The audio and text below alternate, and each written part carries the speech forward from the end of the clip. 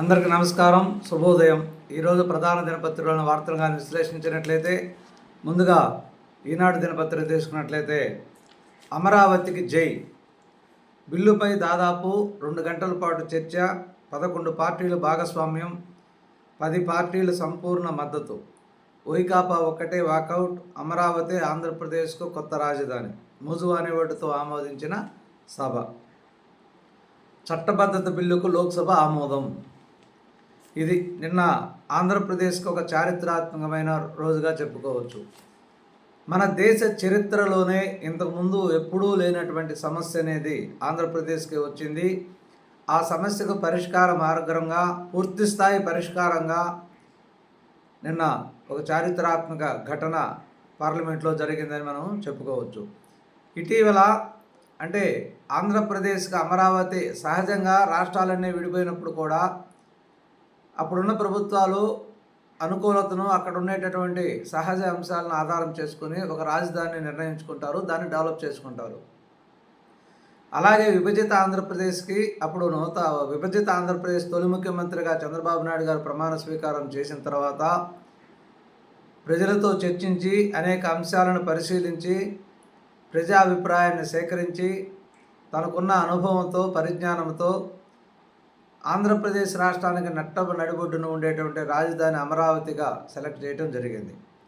సరే, ఇక్కడ అమరావతి రాజధాని నిర్మాణానికి అవసరం. ఎందుకంటే అమరావతి కూడా ఒక చారిత్రాత్మకమైనటువంటి ప్రాంతం. శాలివాహనుల కాలం నుంచి కూడా అప్పుడు ఆంధ్రప్రదేశ్ను శాలివాహనులు పరిపాలించినప్పుడు అప్పుడు ఆంధ్రప్రదేశ్ రాజధానిగా అది ఉన్నట్లు కూడా చరిత్ర.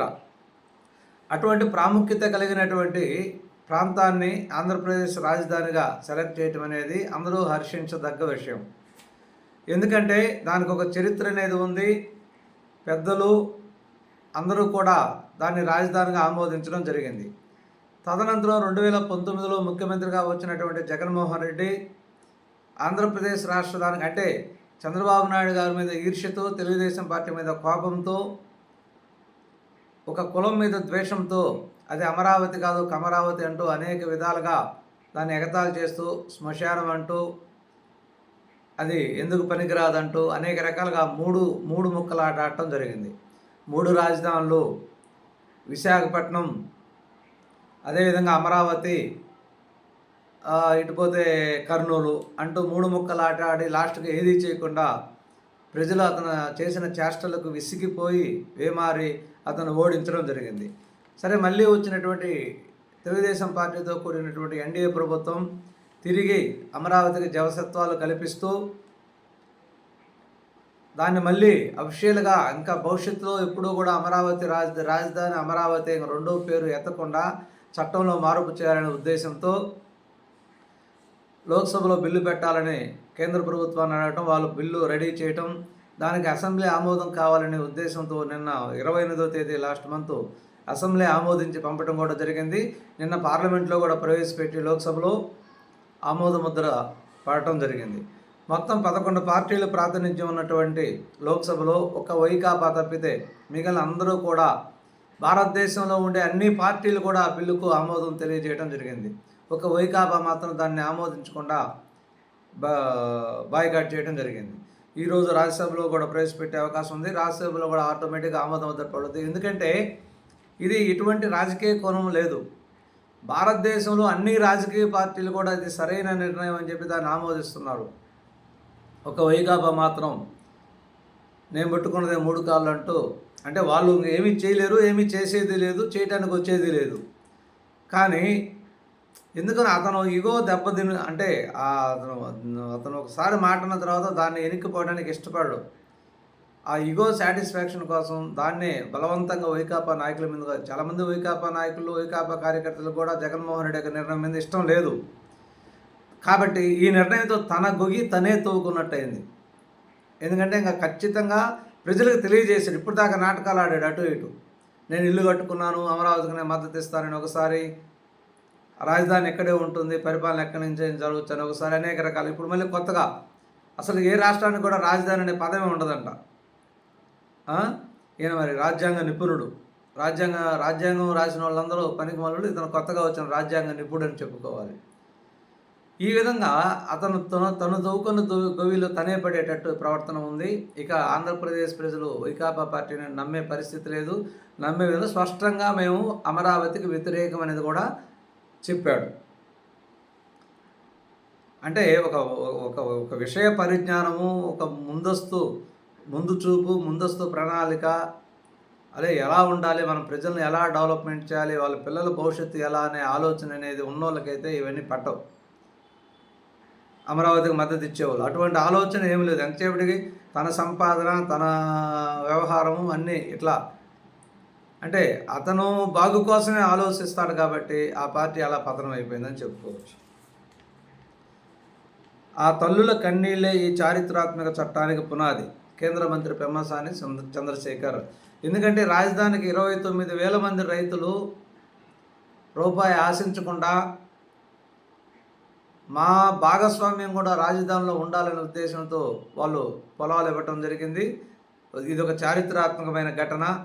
ఎటువంటి భూ సేకరణ లేకుండా భూ సమీకరణ అనే ఒక కొత్త విధానం ద్వారా అక్కడ ఉన్నటువంటి ప్రజల్ని మెప్పించి 33,000 ఎకరాల పైచిలకు రైతుల నుంచి సేకరించడం అనేది ఒక ప్రపంచ రికార్డు అని కూడా చెప్పుకోవచ్చు. 1-2 ఎకరాలు సేకరించాలన్నా కూడా చాలా దగ్గర చాలా సమస్యలు వస్తున్నాయి. అటువంటిది 33,000 ఎకరాలు ఎటువంటి ఇబ్బంది లేకుండా, ఎటువంటి నిరసన కూడా లేకుండా అది ఒక రికార్డు అని కూడా చెప్పుకోవచ్చు. ఆలస్యమైన స్వాగతిస్తున్నాం.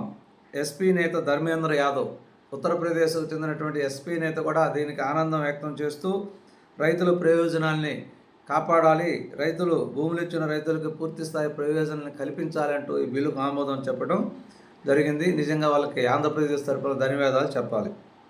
పులివెందుల ఎమ్మెల్యే ఊసరవెల్లి రాజకీయాలకు చెక్ అని భాజపా ఎంపీ సీఎం రమేష్. ఈ చర్యలతో పులివెందుల ఊసరవెల్లి రాజకీయాలకు చెల్లు చీటి అని చెప్పడం జరిగింది. కలకాలం సుస్థిరంగా ఉండాలి. అమరావతిపై ఎంపీ పురంధేశ్వరి. బిల్లుకు సంపూర్ణ మద్దతు. అదే సమయంలో ప్రత్యేక హోదా కూడా ఇవ్వాలి. కాంగ్రెస్ ఎంపీ మాణిక్యం ఠాగూర్. అసలు కాంగ్రెస్ వల్లే ప్రాబ్లం అంతా వచ్చింది కాబట్టి కాంగ్రెస్ ఈ బిల్లుకు సంపూర్ణమైన మద్దతును తెలియజేస్తూ ఆంధ్రప్రదేశ్కు ప్రత్యేక హోదా కూడా ఇవ్వాలి అని మాట్లాడడం జరిగింది.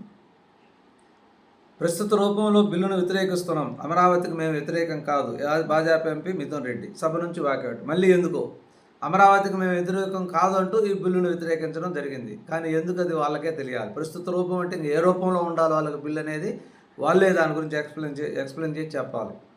అమరావతికి ఆమోదం ఆంధ్రులకు దక్కిన గౌరవం. ముఖ్యమంత్రి చంద్రబాబు నాయుడు నిన్న పొట్టి శ్రీరాములు నెల్లూరు జిల్లా వింజమూరులో జరిగినటువంటి పింఛను పంపిణీ కార్యక్రమంలో ముఖ్యమంత్రి గారు పాల్గొనడం జరిగింది. ఈ సందర్భంగా ముఖ్యమంత్రి గారు మాట్లాడుతూ అమరావతికి ఆమోదం ఆంధ్రులకు దక్కిన గౌరవం. భవిష్యత్తులో ఒక అంగుళమైన కదల్చలేరు. ఇటువంటి పార్టీని నా భవిష్యత్తులో నేను జీవితంలో ఎప్పుడూ చూడలేదు. ఈ పార్టీ ఎందుకు వచ్చిందో ఏం చేస్తుందో కూడా ఎవరికి అర్థం కావట్లేదు అని ముఖ్యమంత్రి గారు మాట్లాడటం జరిగింది. అదేవిధంగా ట్రంప్ గజిబిజి మాటలు. 2-3 వారాల్లో యుద్ధం ముగుస్తుందని తొలుతూ వ్యాఖ్య. హార్మూజ్ తెరవకపోయినా దాడులు ఆపుతామని ప్రకటన. తర్వాత స్వరం మార్చిన అమెరికా అధ్యక్షుడు. హార్మూజ్ను తెరవకపోతే ఇరాన్పై బాంబులు వర్షం కురిపిస్తామని హెచ్చరిక. పశ్చిమాసియాలో కొనసాగుతున్న దాడులు. యుఏఈలో డ్రోన్ శకలాలు తగిలి భారతీయుడికి గాయాలు. అమెరికా అధ్యక్షుడు డొనాల్డ్ ట్రంప్ ఏదో గందరగోళంగా రోజుకు ఒక మాట మాట్లాడి ప్రజలకు కూడా ఆందోళన, అంటే ఏమి అర్థం కాని అయోమయ పరిస్థితుల్లో ప్రజలు కూడా ఉన్నారు. యుద్ధం ఆగుతుందా, కొనసాగుతుందా, ఎన్ని రోజులు జరుగుతుంది? ఎందుకంటే రోజుకోటి. ఒకరోజు హార్మూజ్ జలసంధిని మేమే తెరుస్తామంటాడు, ఒకరోజు హార్మూజ్ జలసంధి తెరవకపోయినా యుద్ధాన్ని మేము ఆపుతామంటాడు, 2 వారాల్లో ముగుస్తుందంటాడు, మళ్ళీ బాంబుల వర్షం కురిపిస్తామంటాడు, ఇజ్రాయిల్ని నాశనం చేస్తామంటాడు. ఏదో రకరకాలుగా మాట్లాడి ప్రపంచ దేశాలన్నింటినీ కూడా గందరగోళానికి గురి చేస్తున్నాడు. దీని మీద ఎప్పుడు ముగుస్తుందో ఆ దేవుడికే తెలియాలి యుద్ధం అనేది. బీసీల వెనుకబాటుతనంపై అధ్యయనం. సమగ్ర కుటుంబ సర్వే ప్రాతిపదిక. దీని ఆధారంగానే బీసీ కోటా నిర్ధారణ. కమిషన్కి వివరాలు అందించిన ప్రభుత్వం. బీసీ కోటా మీద ఒక కమిటీ వేయటం, అది అధ్యయనం చేయడం జరిగింది. బీసీలు వెనుకబాటుతనంపై అధ్యయనం, సమగ్ర కుటుంబ సర్వే ప్రాతిపదిక. దీని ఆధారంగానే బీసీ కోటా నిర్ధారణ చేయాలని చెప్పి కమిషన్ ప్రభుత్వానికి ఒక నివేదిక ఇచ్చింది. జగన్మోహన్ రెడ్డి గారు ఇక్కడ ఒక ప్రకటన, మావిగన్ను రాజధానిగా ప్రకటించండి. అసెంబ్లీలో తీర్మానం డ్రామా, వాళ్ళు సవరణ చేస్తే మళ్ళీ మార్చలేరా? అమరావతి గుదిబండ, డబ్బంతా అక్కడే పెడితే మిగిలిన ప్రాంతాలు ఏం కావాలి?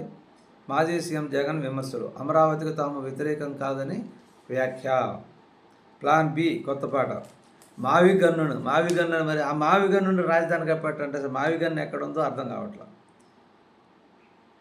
మచిలీపట్నం విజయవాడ గుంటూరు మధ్యనున్న 110 కిలోమీటర్ల జాతీయ రహదారి రెండు వైపులా ఉన్న ప్రాంతాన్ని రాష్ట్ర రాజధాని ప్రాంతంగా మావిగన్ పేరుతో, అంటే మావిగన్ అంటే జగన్ కాబట్టి మావిగన్ ప్రకటించాలని మాజీ సీఎం వైకాపా అధ్యక్షుడు జగన్ డిమాండ్ చేశారు.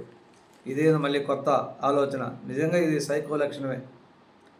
బంగారంటి ప్రాంతంలో నదీ తీరాన రాజధాని ఉంటే దాన్ని సంతోషించక, డబ్బంతా ఎవరక్కడ పెడుతున్నారు? కేంద్ర ప్రభుత్వం డబ్బులు ఇస్తుంది, కొంత దాని మీద అక్కడుండే పొలాల మీద ప్రాపర్టీ మీద అప్పు తెస్తున్నారు. రాష్ట్ర ప్రజలు ఇచ్చేటటువంటి పన్నులు డబ్బుల్ని ఎక్కడా కూడా రాజధానిలో పెట్టట్లేదు. అది తెలుసుకోవాలి. ఒకవేళ పెట్టినా కూడా ఆ డబ్బు మళ్ళీ అదే సంపాదిస్తుంది. ముందు జగన్మోహన్ రెడ్డికి ఆ ఆలోచన ఉంటే ఈ మాట మాట్లాడు. ప్రజల్ని తప్పుదోవ పట్టించడానికి జగన్మోహన్ రెడ్డి అనేక కుయుక్తులు, అనేక మాటలు మాట్లాడుతున్నాడు. దాని పట్ల ప్రజలు చాలా అప్రమత్తంగా ఉండాలి.